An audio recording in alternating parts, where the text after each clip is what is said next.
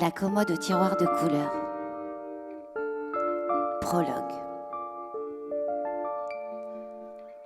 On a poussé les meubles et dansé toute la nuit dans un bain de larmes avec papy. Ça nous a fait du bien. Ma fille Nina s'est réveillée et s'y est mise aussi. On avait déjà réussi à lui refiler le virus. Je n'avais pas envie de laisser papy ce midi.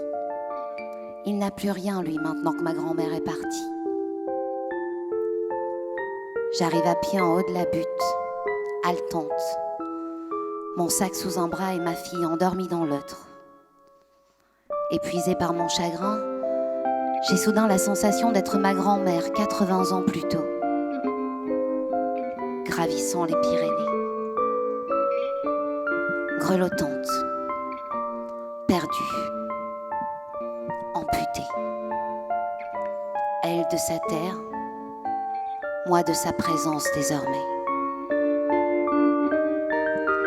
Tant de gens sont venus saluer sa mémoire, ni mon grand-père ni moi ne connaissions la moitié de l'assistance. Elle a dû en emporter des secrets dans sa tombe, la canaille. Nous nous sommes sentis plus fiers encore d'avoir occupé les 2 premières places dans son cœur. J'ai mal aux jambes. Le Sacré-Cœur semble encore avoir pris 1 ou 2 étages, comme les soirs où je rentre trop saoule. Je m'arrête. Plus que 6 mètres. Plus qu'à 6 mètres, comme disait l'abuela. J'ouvre la porte de mon appartement, allume la lumière, et elle est là. La commode. Chez moi. Au milieu du salon. Et de la cuisine d'ailleurs. Elle sera restée magique même après son départ, ma grand-mère. Cette pensée me fait sourire et pleurer. Puis réaliser, que vais-je faire de cette foutue commode ? 30 mètres carrés, c'est confortable pour Nina et moi. Mais 30 mètres carrés à partager avec la commode, ça va devenir compliqué. Quand l'énigmatique objet de notre convoitise est arrivé dans la maison de ma grand-mère, j'avais 4 ans. Cet événement est si frais dans ma tête que j'ai l'impression qu'il date d'il y a moins d'1 heure. Avec mes cousins, on s'est enfiévrés 1000 fois en tentant de fourrer le nez dans cette commode, attirés comme des aimants à bêtises par l'arc-en-ciel de tiroirs, les petites clés sur chacun d'eux qui suppliaient d'être tournées, le métal doré qui renforçait les angles pour nous les rendre plus inaccessibles encore. Mais à chaque fois, notre mamie a poussé un de ces cris suraigus radicalement dissuasifs dont elle seule avait le secret. Et nous avons pris la poudre d'escampette en moins de temps qu'il n'en faut pour cligner des yeux. Ces essais loupés finissaient souvent par de grands conciliabules familiaux, durant lesquels notre jeune génération imaginait une mamitologie invraisemblable. L'énorme commode en chêne massif abrite 10 tiroirs. 3 rangées de 3, pas parfaitement alignées, et un petit rose en dessous, seul. Ma fascination pour l'interdit n'a pas diminué avec les années. J'ai l'impression que je vais mettre ma main dans le feu. Je guette le 10e tiroir, le plus petit, celui qui n'a rien à faire là, le plus mystérieux. Ma main perd ses moyens, s'agrippe à sa clé. J'ai le vertige de savoir ce que je vais découvrir. Je l'ouvre lentement, savourant chaque seconde avant que le voile ne soit définitivement levé. Ce tiroir est bien rempli. Je le sens du bout de mes doigts moites et tremblants. Du collier de macaroni au cendrier en pâte à sel, mes plus grandes œuvres s'y trouvent. Elle a gardé absolument tout ce que j'ai confectionné pour elle. Un festival d'horreur conservé tel des trésors. Les souvenirs ressurgissent. Je m'éloigne et fais les 100 pas. Comme si je n'étais pas encore prête à entamer le grand voyage. Le tiroir rose en dira peut-être assez pour le moment. J'en sors une photo de mes cousins et moi devant le mobil-home que louait papy et l'abuela chaque été au camping de Narbonne-Plage. Nos sourires coquins et la joie de vivre qui émanent de nos visages rafraîchissent le papier délavé. Nous étions heureux. Dormir tête bêche assise dans le lit des grands-parents, avec eux bien sûr, ne nous posait aucun problème. Au contraire, quand l'un de nous était trop grand et devait passer au lit de camp pour laisser sa place à un plus jeune, c'était le drame. L'abuela et papy étaient toute notre vie. Toute la mienne surtout. Je me sentais à l'abri auprès d'eux lorsque j'étais enfant. J'espère qu'à mon tour, j'ai réussi à leur procurer cette sensation quand les années les ont fragilisés. L'abuela a été le ciment de notre famille. Certains diraient que nous couler tous ensemble dans un bloc de béton au café de Marseillette n'était pas un cadeau à nous faire. L'abuela, de toute façon, si elle a décidé que quelque chose est bon pour toi, tu n'as aucune marge de manœuvre. Autant se faire une raison. Je reluque la commode du coin de l'œil. J'aperçois une enveloppe au fond du tiroir rose. Je reconnais l'écriture appliquée de ma grand-mère. Et s'il y en avait d'autres? Je commence à comprendre. Il va falloir y aller maintenant. Attaquer par le premier tiroir, quitte à ne plus lâcher jusqu'au petit matin. J'ai retourné le vinyle de Morricone. Je me suis assise devant la commode au tiroir de couleur. À nous deux maintenant, abuela. Surprends-moi. Encore. Bonsoir.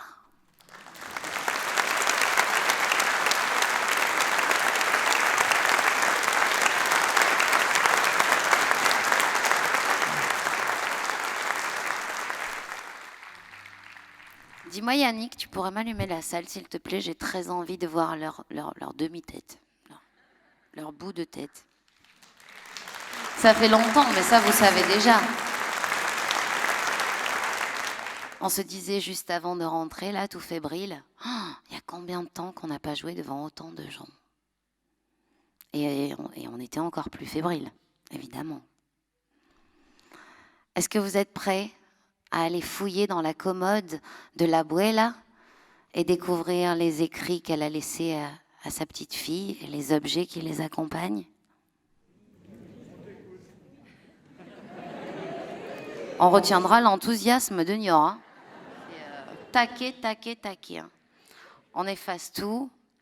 Est-ce que vous êtes prêts à ouvrir avec nous quelques parties des tiroirs de cette commode? Oui. Ça, c'est un vrai oui. Un joli oui, qu'on a attendu longtemps.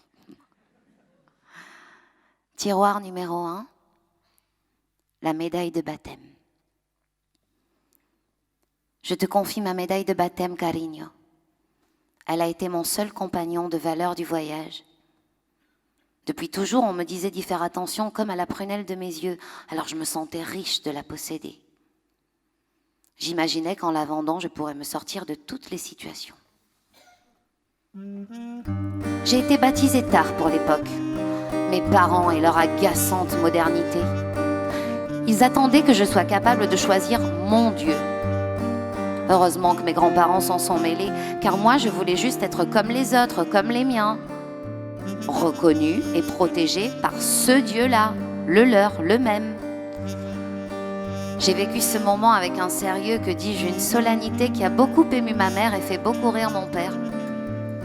Je portais une jolie robe de soie blanche. Ma famille possédait quelques champs de mûriers où elle élevait des vers à soie. Alors les tisseurs nous arrangeaient pour les grandes occasions. Un jour, mon grand-père a ravagé l'un de ces champs en se fabriquant des ailes avec les branches de ces mûriers. Nous avons tous été conviés à l'envol, droit vers le sol. Il ne fit aucune expérience des cieux, juste celle d'une terrible douleur à la hanche droite qu'il garda toute sa vie. Mais enfin, ça, mi cielo, c'est une autre histoire. Regarde, ma médaille est à l'effigie de Saint Christophe, le patron des voyageurs. C'est drôle, car l'exil était mon premier pas hors d'Espagne et la France ma dernière destination. Tu parles d'une globe-trotteuse. La semaine qui a précédé notre départ, ma mère a cousu une minuscule poche à l'intérieur de chacune de nos culottes. Toi, Rita, tu dormiras avec ta médaille autour du cou ou autour de ton poignet. Et tous les matins, tu la rangeras dans la poche de ta culotte du jour. Elle sera toujours avec toi et personne ne pourra te la voler. Tu la porteras à nouveau sans crainte dès que les Républicains auront gagné. Sans crainte de quoi? Je n'ai pas eu le temps de poser la question. Maman savait bien que je n'avais jamais eu peur de rien. Je tenais ça de mes parents d'ailleurs. Et monter dans un train pour la France, ce n'était pas plus insensé que se faufiler dans les bois à la nuit tombée pour que les adultes organisent la résistance. Pendant ce temps, au lieu de jouer aux cow-boys et aux Indiens, nous, les enfants, on jouait aux franquistes et aux républicains. Tous voulaient être communistes, anarchistes ou socialistes, parce qu'ils gagnaient toujours à la fin. Oui, les républicains, c'était cela. Tous les courants de la gauche réunis contre Franco, dans une entente toute relative, vers un même dessein. Mes parents s'aimaient autant qu'ils aimaient leur parti et leur patrie. Ils en revendiquaient la langue, l'art de vivre, les coutumes, mais aussi la combativité, la radicalité frôlant la folie et le courage. Personne n'aurait pu les en déposséder. Ma mère répétait à l'envi qu'on est maître de son destin. Elle cuisinait ce leitmotiv à toutes les sauces. Cette phrase pouvait clore une discussion agitée, laissant l'auditoire pantois, comme réveiller l'ambiance d'une tablée en manque de sujet de conversation. Il faut dire qu'elle y mettait toujours le ton à son fameux « on est maître de son destin ». Et grâce à ça, on se sentait invincibles, mes sœurs et moi.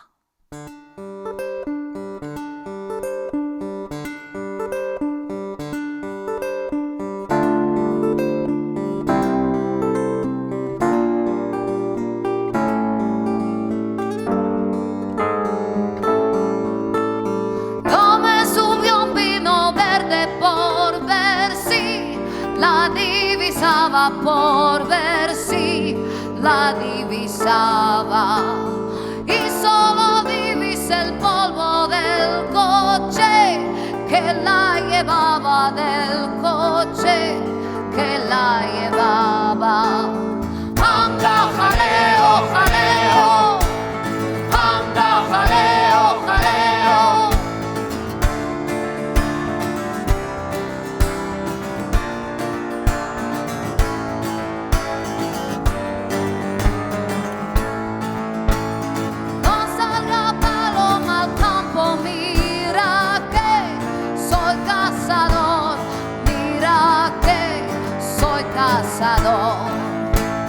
Y si te tiro y te mato, para mí será el dolor, para mí será el quebranto. Anda, jaleo, jaleo, anda, jaleo, jaleo.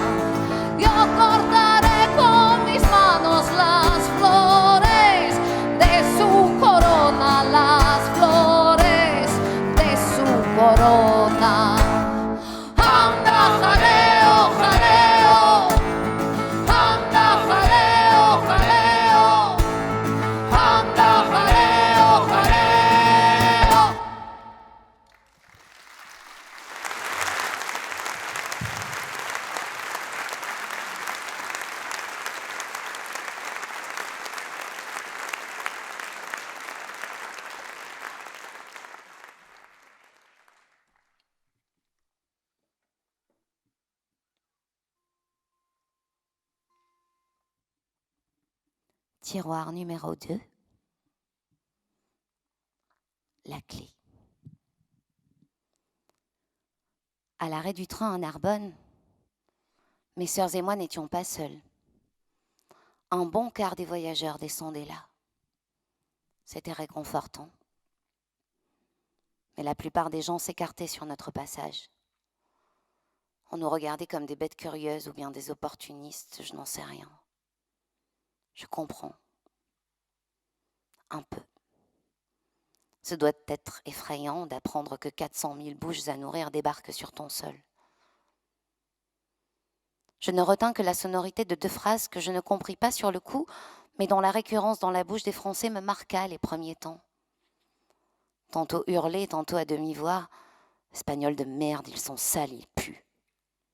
Autant te dire que nous avons vite su traduire ces mots et vite compris que la vie de patachon au bord de la mer que nous avaient vendue nos parents, ce ne serait pas pour tout de suite. Mais enfin, il restait le Tio Pepe. Oh, pourvu qu'il soit comme ses deux frères, me disais-je. On pourrait bien rigoler. Sauf que le Tio Pepe était français désormais, plus ou moins notable, et qu'il comptait bien se passer de la mauvaise publicité d'être vu avec nous, ou pire encore, de nous héberger. Il nous conduisit dans ce que l'on appelle le quartier gitan à Narbonne, tu sais, en face du marché aux fripes. Il siffla en bas d'un immeuble délabré, le plus haut du voisinage, et une madone quadragénaire apparut à la fenêtre du 5e étage. Il n'eut pas à prononcer un mot. La femme cria « A ver si me queda algo! Je vais voir s'il me reste quelque chose !» Elle réapparut quelques minutes plus tard. « Sube! Monte !» Quand je décollai le nez du ciel, enfin de la fenêtre, le Tio Pepe s'était envolé, ne laissant derrière lui qu'une petite clé qui luisait sur le sol. Je la ramassai discrètement avant de suivre mes sœurs dans l'immeuble. Je ne sus jamais ce qu'elle ouvrait. Ou plutôt si. Elle ouvrait le début de ce qu'allait devenir ma vie et mettait sous scellé ce qu'elle avait été jusqu'à ce jour. Elle trouva naturellement une place autour de la chaîne de ma médaille de baptême, la cognant ou la caressant en fonction de l'empressement de mon pas, comme la vie le faisait avec moi, me rappelant que mon impatience était mon ennemi. Ay Dios, à chaque entre-étage, j'avais l'impression que nous allions traverser le plancher et nous retrouver sur le perron. Je serrais ma médaille de baptême pour me donner du courage. Ça grouillait là-dedans. Le pas de ceux que nous croisions était toutefois assuré, comme si rien ne pouvait leur arriver. On ne chômait pas dans l'immeuble. « Hola, amores !» balança une voix. Échange de regards interrogatifs. Garçon, fille, un peu les deux sûrement. Les seins, le maquillage et la coiffure étaient bien ceux d'une femme, mais ses mains et ses pieds énormes racontaient autre chose. « Oh là, vous avez pu prendre des jouets en partant, vous ?» Une adorable tête blonde emboîta notre pas avec un objectif bien clair pour son jeune âge. « Tu parles des jouets, pensais-je. On n'est pas arrivé confortablement installés dans une belle auto avec de belles malles en cuir pour y mettre nos belles vies. » Je pestais intérieurement contre cette pitchoune quand je notais tout à coup les nombreuses cicatrices sur son visage, dans son cou, sur ses bras. J'appris plus tard que cette toute petite chose, Louisa, n'avait que 6 ans quand elle s'était enfuie du camp d'endoctrinement d'Alicante. Après avoir été rattrapée et mutilée, elle avait réussi à s'échapper encore. Personne ne sut jamais comment elle avait atterri à moitié nue et à moitié morte devant cet immeuble. Au 4e, l'ambiance semblait moins studieuse. À gauche, porte grande ouverte, 6 papis tapaient le carton en se criant dessus, passionnés par la partie en cours. À droite, porte grande ouverte aussi, une femme quittait un homme. Enfin, le mettait dehors plutôt. Il me fallut peu de temps pour noter que Josepha et Miguel se séparaient au moins une fois par semaine, mais qu'ils retrouvaient toujours leur amour encore plus grand au bout de 12 heures. Un équilibre comme un autre. Au 5e, la jolie madrina nous attendait en tricotant et en mâchant du chewing-gum, nonchalamment avachie contre le mur. Elle était vraiment jolie. Pas simplement jolie, puissante, comme ma mère. Elle nous amena dans une grande chambre équipée d'un lavabo, d'un grand lit et d'un petit lit, d'un bureau et de 2 chaises. Certes, c'était délabré et il fallait pomper comme un Chinois avec son pied pour obtenir un filet d'eau, mais la pièce faisait bien 15 mètres carrés, c'était confortable. Et grâce à cela, nous avions les plus beaux mollets du quartier, mes sœurs et moi. Est-ce que vous savez coudre ?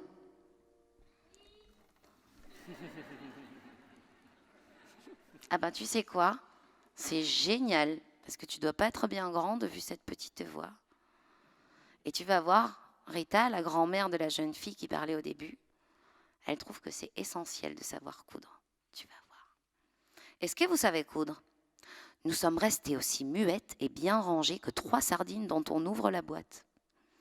Bien sûr que nous savions coudre, comme toi. Même Carmen avait déjà appris. Quelle mère n'enseigne pas à ses filles les quelques bases qui permettent de trouver un mari ? Cocina, costura, limpieza, cuisine, couture, ménage. C'est un peu comme le trousseau. Ça fait partie du minimum à fournir au futur époux avec la promise. Et ma mère avait fait de nous de bons petits soldats prêts à combattre, mais aussi à s'adapter à toutes les situations.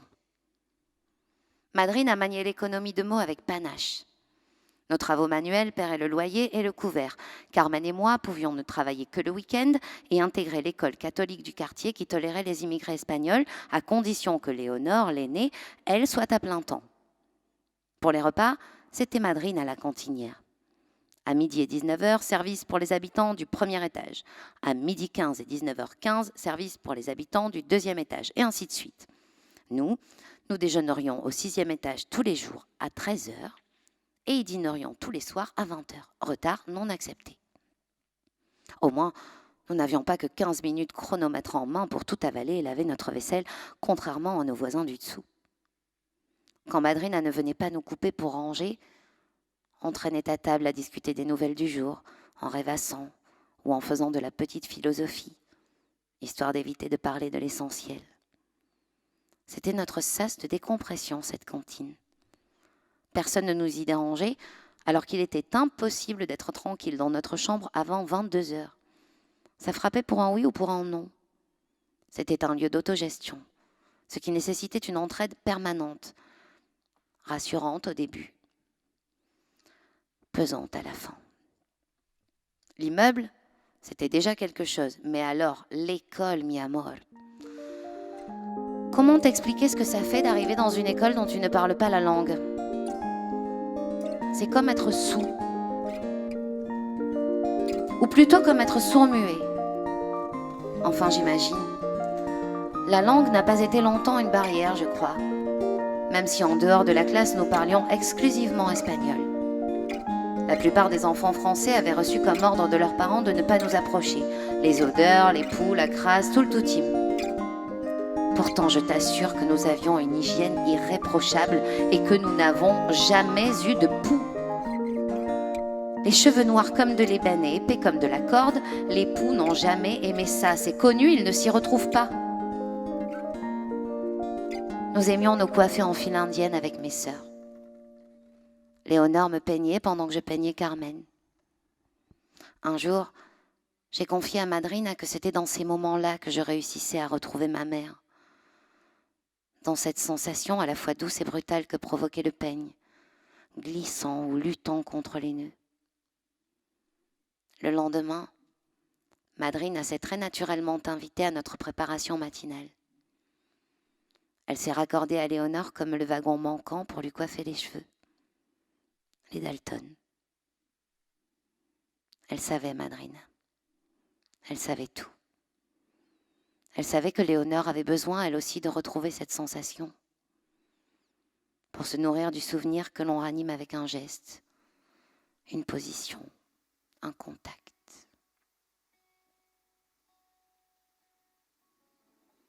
Tiroir numéro 3. Le carnet de poèmes.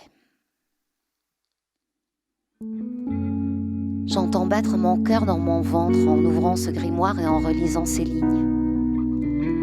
L'érotisme de certains poèmes me fait hésiter à lui trouver bonne place dans la commode. Pas longtemps. Il s'agit d'amour après tout. Tu n'as pas eu Nina par l'opération du Saint-Esprit, que je sache. Il y a tout un fatras de babioles dans ce tiroir, mais oublie le noyau de litchi, le bracelet, la mèche de cheveux, le jeu de cordes de guitare et le reste. C'est surtout ce carnet, le témoin de ma féminité naissante et de mon plus grand amour. J'ai pourtant les viscères noués quand je tombe sur Raphaël pour la première fois. Je viens de tout quitter. J'ai une envie féroce. J'ai l'impression que la vie m'appartient, mais j'ai des scrupules à être partie sans mot dire. Et puis je ne sais pas par où commencer. Raphaël apparaît sortant d'un bistrot. Il s'arrête pour allumer une cigarette. Il fixe ses pieds, alors j'en profite pour le regarder. Oh mon Dieu, il va me prendre pour une pauvrette assise ainsi par terre devant la gare de Toulouse. C'est que je suis restée debout pendant tout le trajet de Narbonne jusqu'ici, j'avais pris le billet le moins cher. Je me lève, juste pour qu'il ne me voie pas s'il hausse le regard, ou justement pour qu'il me voie, je ne sais pas. Dans ma tête, je répète « Viens, viens, viens, viens vers moi ». Je mise tout sur la télépathie car je n'ose pas m'approcher de lui. Il est trop beau, trop viril, trop sûr de lui, trop fier. Il est beaucoup trop tout pour que je me sente capable d'un tel courage. Il me sourit. Je baisse les yeux. Mais quelle idiote! Heureusement que ça ne le décourage pas. Il devine bien à mon attitude que je me suis levée sans savoir où aller. Me donner une contenance. Vite, vite, vite. Il traverse la rue. Mucho gusto, señorita. ¿Puedo ayudarle? Je ne parle pas l'espagnol, désolé. En serio? Je ne réponds pas. Joséphine Blanc ne sait pas ce que ça veut dire en serio. Pardon, j'aurais juré que vous étiez... Non, pas du tout. Enchanté, Raphaël, dit-il en me tendant la main. Joséphine. C'est joli, Joséphine. Merci. Ah non. Évidemment, au hasard, je tombe sur quelqu'un qui me ramène à moi, chez moi, car avec cet accent, c'est toute l'Andalousie qui se dessine sur la brique rose. Ils sont partout, décidément. Tu parles d'un début d'émancipation. Voilà l'Espagne, dans ce qu'elle enfante de plus sensuel qui me rattrape déjà. Et je ne l'empêche même pas. Surtout pas. La vie vient d'arriver dans ma vie. C'est la première fois. Toute ma chair hurle mon désir et mon émerveillement. Je suis si troublée que ça doit se voir comme le nez au milieu de la figure. Je me reprends, je joue le détachement et tente de me souvenir de ce qui fera de moi une vraie Française. Je dois être tout en retenue, un peu prude, un peu mécontente. Sinon, je ne collerai pas à mon personnage. Mon impulsivité et ma franchise au placard. De ce côté-là, ça devrait aller tout seul. Après 5 années à étudier chez les Cubénis de Saint-Just, je suis rodée. Recentre-toi, Rita, c'est peut-être un coup du destin. Tranquillo, tranquillo, tranquillo. J'y suis. Lever mes yeux vers lui me coûte plus que de grimper le pic du Moulassène. Mais je ne me dégonfle pas. Je vais plonger mon regard dans le sien pour y pêcher son âme. Et si elle est trop petite, trop jeune, trop fine, je la remets à l'eau. Aïe Dios, il ne me quitte pas des yeux. J'ai le cœur et le ventre qui ont embarqué dans un wagon de montagne russe. Je suis secouée, perdue, ivre d'adrénaline. Enchaîne, enchaîne, enchaîne, ma grande. Impossible. Je suis figée comme la Pietà. Je ne force même pas ma timidité, elle a pris possession de tous mes moyens. Alors ça y est, je suis vraiment devenue une foutue Française. Mais quelle honte! Tu connais Toulouse? Tu veux faire une visite avec les meilleurs guides de la ville? Me propose Raphaël. Pourquoi pas? Je viens d'arriver ici. Je suis narbonnaise. Je ne connais rien. Raphaël marche vite. Avec un sourire tendre, il s'est emparé de ma main pour que je tienne le rythme, sans que j'aie le temps de donner mon accord. J'aime ça aussi. Il est respectueux mais entreprenant. Un bonhomme, quoi. Un vrai. Je crois défaillir chaque fois que je pense à sa peau contre la mienne. J'essaie de me concentrer sur autre chose, mais rien n'y fait. Un vent de fou a pris possession de la ville. Ou alors c'est l'effet de ma main dans la sienne qui déchaîne les éléments. Le vent d'automne nous fait courber l'échine et ralentit notre marche. Il essaie de défaire nos mains entrelacées, même si chacune d'elles lui résiste. À nouveau, regard tendre demandant mon aval sans attendre qu'il arrive. Quand ses doigts se défont des miens, j'ai l'impression qu'on m'arrache un membre, alors que nous marchons seulement depuis 20 minutes. Mais c'est son bras puissant qui prend le relais, s'étire et passe dans mon dos. Sa main s'agrippe à mon épaule et nos deux corps forment un bouclier contre éole. Je me sens vivante, terriblement vivante. Dans les bras d'un inconnu, seule dans une ville que je ne connais pas, je n'ai pas peur. Quelle que soit l'issue de cette rencontre, il fallait qu'elle ait lieu, j'en suis sûre. C'est si naturel. C'était écrit.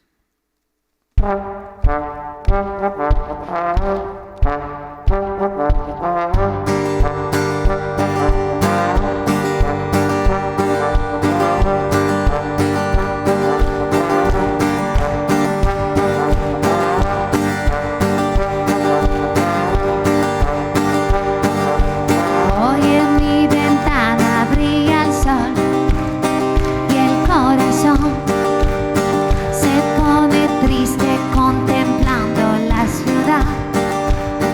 ¿Por qué te vas? Como cada noche desperté pensando en ti y en mi reloj todas las horas vi pasar. ¿Por qué te vas?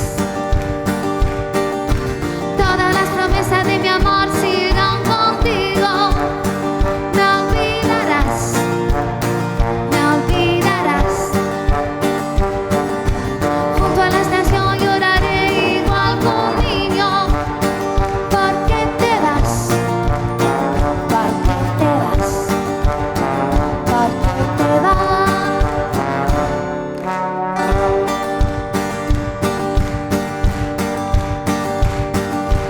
Bajo la penumbra de un farol se dormirán todas las cosas que quedaron por decir. Se dormirán junto a las manillas de un reloj. Esperarán todas las cosas que quedaron por vivir. Esperarán. Todas las promesas de mi amor serán contigo. Me olvidarás, me olvidarás. Junto a la estación lloraré igual que un niño. ¿Por qué te vas?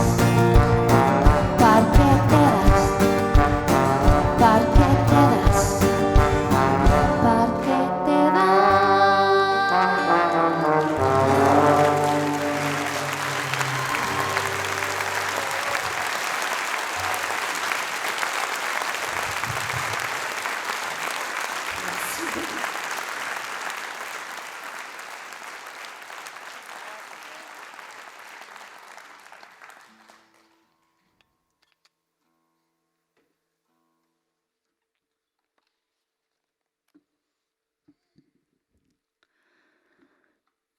Tiroir numéro 8. Le baromètre. Le baromètre en émail cloué à la façade de la maison se casse la gueule. Comme moi. On dirait qu'il a essayé de s'extirper de ces murs trop peu solides pour lui. Il ne donne pas que la pression extérieure, ce baromètre Martini. Il donne le degré de l'ambiance familiale et de son équilibre aussi. Il me montre que j'ai tout fait de travers. Il me raconte que mon départ a été un tremblement de terre qui a fragilisé tout ce qui jusque-là tenait debout.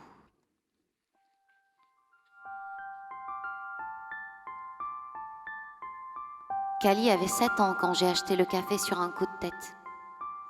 Ma Vierge Noire a dû se sentir plus légère que jamais. 10 ans d'économie sur le tapis et le tour était joué. J'ai mis André devant le fait accompli. Je lui ai dit que je ferais le trajet tous les jours s'il le fallait, que j'étais prête à tout pour ce projet. Il a suivi bon gré mal gré. Parce que Cali était en joie de quitter la ville pour la campagne, et parce qu'il avait peur de se confronter au vide. Nous avons déménagé quelques semaines plus tard. Elle était douce, la vie au café de Marseillette. C'était aussi un restaurant de 40 couverts, une pompe à essence, un tabac-presse, l'auto. En commençant cette nouvelle vie ensemble, nous nous sommes retrouvés avec Kali. Ce cadre nous a épanouis comme deux fleurs sous le soleil et la pluie après une longue privation de lumière et d'eau. Quitter l'immeuble nous avait plongés dans un grand isolement. Nous étions des êtres pourtant si sociables, ta mère et moi, si curieuses de l'autre, si sensibles à la différence, aux histoires avec un petit et un grand H. Alors ce café, quel terrain de jeu pour nous. Moi, je retrouvais l'ambiance de l'immeuble et de la communauté, avec en prime la certitude que ceux qui entraient ne nous voulaient pas de mal. Ils venaient consommer simplement ou échanger quelques mots. Cela ne choquait personne que tous les prêcheurs se retrouvent au café pour l'apéro après l'office le dimanche midi, par exemple. Même le curé venait parfois se jeter un pastis avec ses congénères. On le respectait, tout en n'en pensant pas moins sur les préceptes de sa maison de Dieu à la noix. Assez vite, Carmen est venue travailler avec nous. Cette coquine nous l'a bien sûr joué. Ma grandeur d'âme me perdra quand André et moi lui avons demandé de l'aide. Mais je savais bien qu'elle attendait impatiemment que je la sorte des pattes de Léonore et de Madrina. Elle a pris en charge le service en salle et au bar avec moi. Pobrecita. Ratée pour échapper aux deux mamas. À côté de ses heures à l'hôpital, Léonore a commencé à venir aussi pour se charger de la blanchisserie. Elle n'a pas résisté longtemps à l'ambiance de notre auberge espagnole et s'est autoproclamée aide cuisinière. Le vendredi soir, quand il n'y avait plus personne, elle s'attablait avec quelques jeunes vétérans du RCT qui se retrouvaient chez nous. J'aimais regarder du coin de l'œil ma sœur, faisant revivre les convictions de nos défunts parents. Avec une mauvaise foi certaine, elle réécrivait l'histoire pour ne faire briller que les nôtres. Je trouvais cela très beau. Elle s'accrochait à ce passé aussi blessant que cher à nos cœurs, et habituellement tue comme une honte. Madrina venait tous les week-ends. Elle avait choisi la pompe à essence, le meilleur poste selon elle pour faire des rencontres. La Minervoise passait devant le café, alors on en drainait du monde, du touriste au poids lourd. Il se disait qu'elle vendait de l'herbe avec la gasoline au village. Après tout, le café se targuait de répondre à tous les besoins. J'avais accroché le baromètre à l'entrée du café la veille de l'ouverture. Cette fois-ci, il a traversé les années sans l'ombre d'un mouvement. Il est resté cramponné à ce mur, droit comme un i, plus de 3 décennies. Comme quoi, il ne donnait pas que la pression extérieure, ce baromètre Martini. Il indiquait aussi ce que nos cœurs blessés affrontaient et parvenaient à surmonter.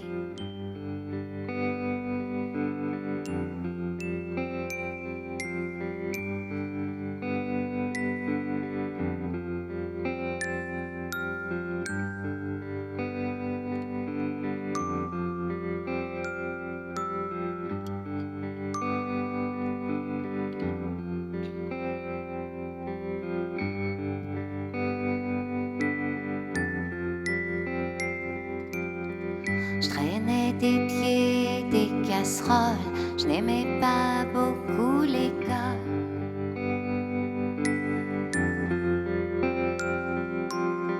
Je traînais des pieds, mes guiboles abîmées, j'explorais mon quartier. Je traînais des pieds dans mon café, les vieux à la belote braillaient.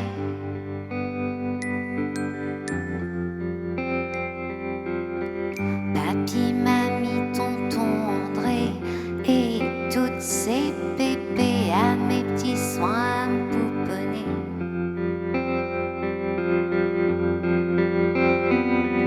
Écorcher mon visage, écorcher mes genoux, écorcher mon petit cœur tout mou.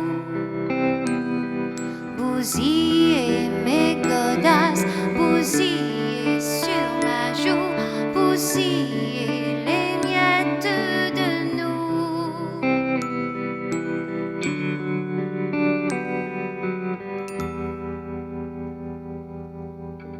La fumée du bœuf bourguignon, toute la famille tête dans le guidon.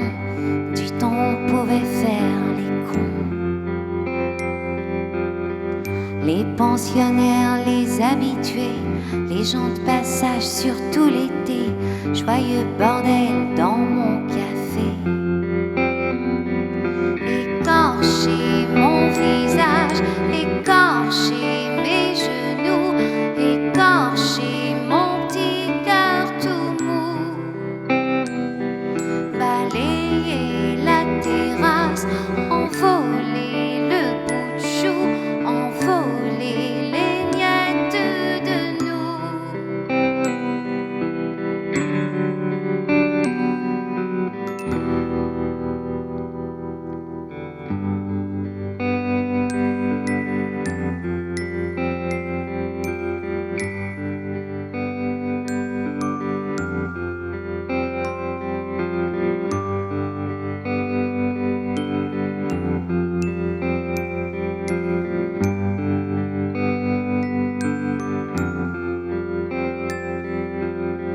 Je traîne des pieds, je traîne mes casseroles. Je n'aime toujours pas l'école. Écorcher mon visage, écorcher mes genoux, écorcher mon petit cœur tout mou. Balayer la terrasse, envoler le bout de chou, envoler les miettes de nous. Mi cara arañada, también mis rodillas, peor mi tierno corazón. Jodidas mis zapatas, llueven a mis mejillas las migas de mi corazón.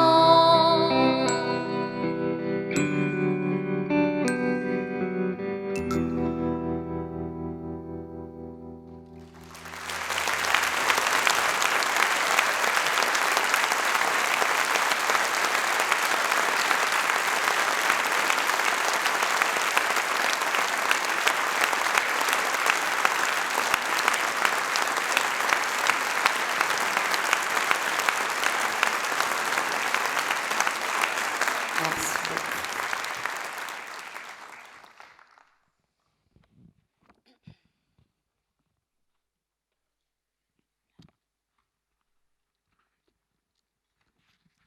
J'ai perdu ma page.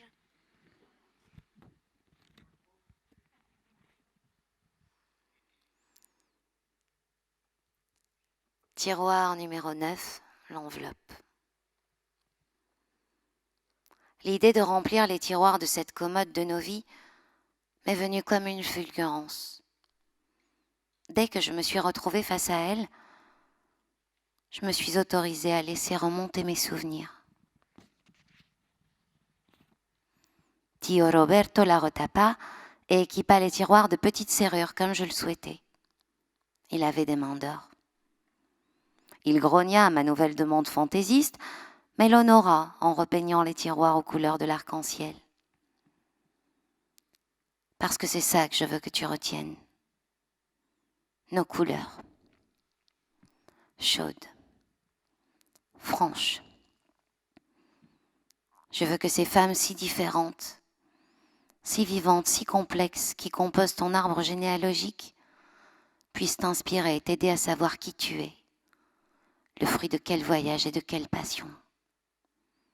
Je veux, tu vois, même là, je ne peux pas m'empêcher d'essayer de tout contrôler, je suis infernale. Ay Dios, je réussis à me fatiguer moi-même jusqu'à la fin.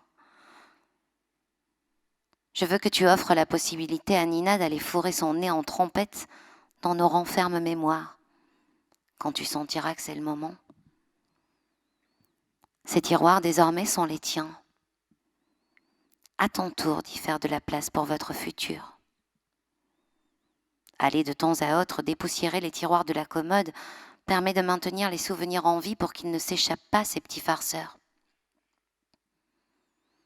Merci d'avoir ouvert le chemin jusqu'à nous, à la sueur de ton front malgré nos bouches cousues.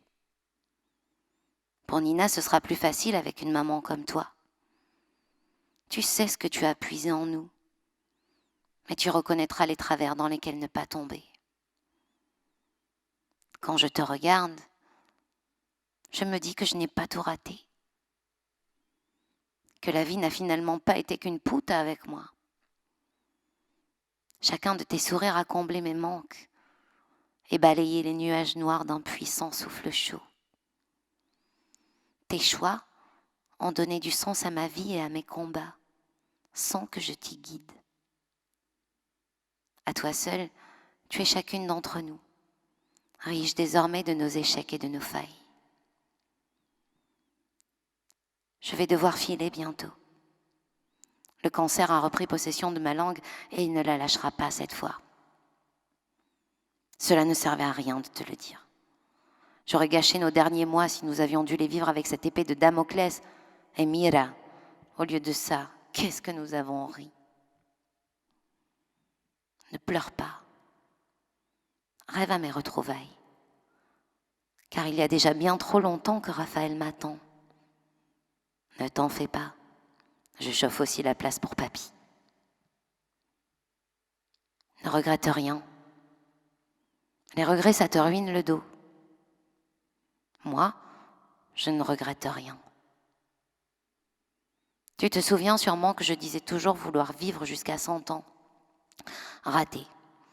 Mais si ce n'est pas la preuve irréfutable que nous sommes invincibles, ça, alors je ne sais pas ce que c'est. Malgré les coups qu'elle m'a mis, cette foutue vie, eh bien pour tout ce qu'elle m'a aussi donné, j'étais prête à l'affronter encore longtemps.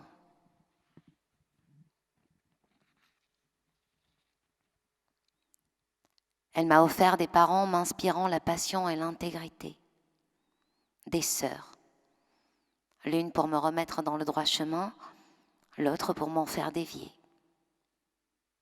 Ta mère, dont la gaieté et l'intelligence m'ont nourri. Ton père, un fils que j'ai pu aider à devenir un homme et qui me l'a rendu au centuple. Et puis toi, et Nina, pour me féliciter d'avoir surmonté toutes ces épreuves en restant debout. Comme si la vie m'avait dit, à partir de maintenant et jusqu'à la fin, je ne serai que rire et tendresse, ou presque.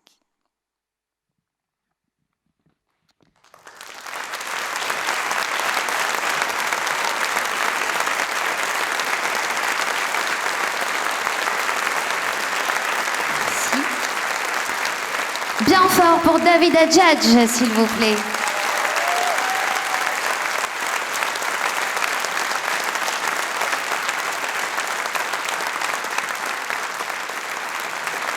Pour Vincent David.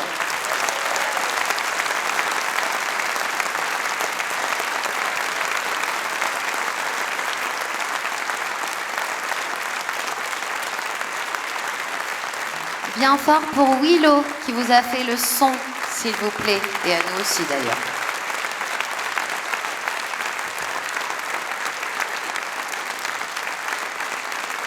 Merci à Culturissimo de nous avoir accueillis.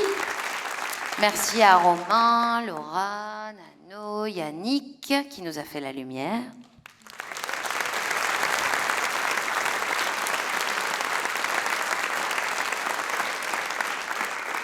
Merci à l'équipe vidéo qui nous a fait un petit souvenir.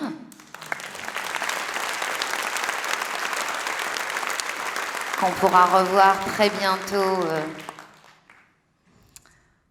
sur les réseaux. Et est-ce qu'on s'en fait une?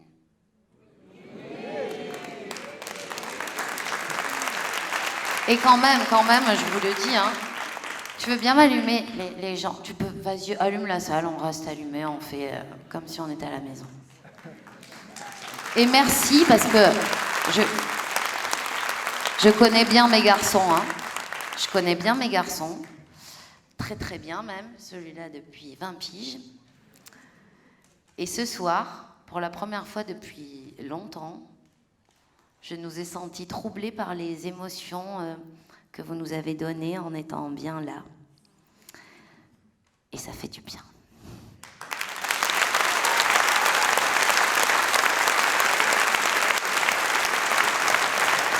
Du coup,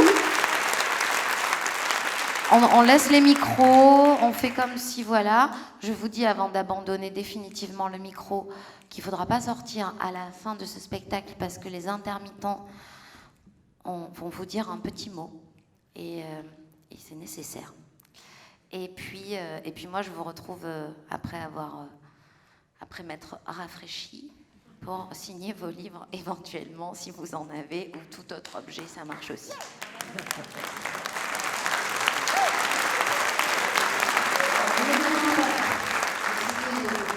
Vos slips, ça ne marche pas par contre. Allez, c'est parti. Est-ce qu'il y a des spécialistes du flamenco? Non? Bah écoutez, c'est une très bonne nouvelle. Parce qu'ils auraient été obligés de se boucher les oreilles. On n'y connaît rien, mais ça vient du cœur et...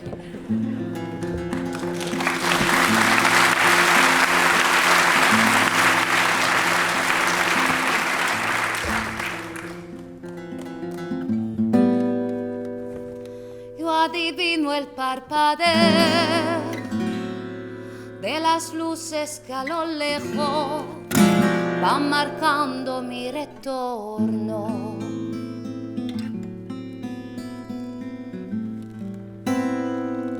Son las mismas que alumbraron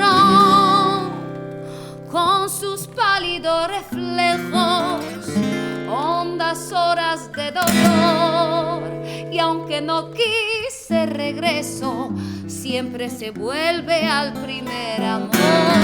La quieta calle donde le codijo, tuya su vida, tuyo es su querer. Bajo el burnón mirar de las estrellas que con indiferencia hoy me ven volver.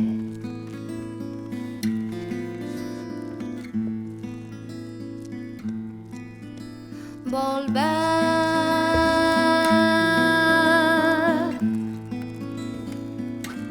con la frente marchita, las nieves del tiempo platearon mi cielo.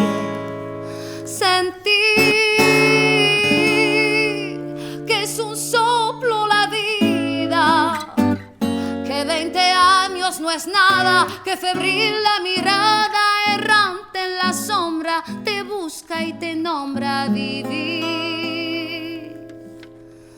Con el alma aferrada a un dulce recuerdo que lloro otra vez.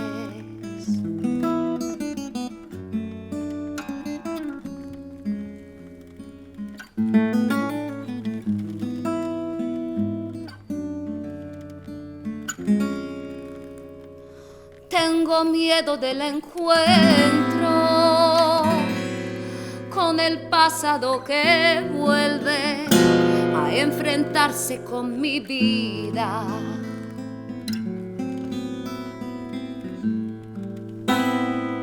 Tengo miedo de las noches que pobladas de recuerdos encadenan mi soñar. Pero el viajero que huye, tarde o temprano detiene su andar. Y aunque el olvido que todo lo destruye haya matado mi vieja ilusión, guarda escondida una esperanza humilde que es toda la fortuna de mi corazón.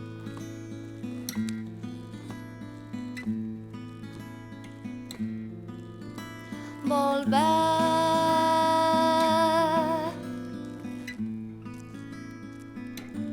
con la frente marchita, las nieves del tiempo platearon mi sien.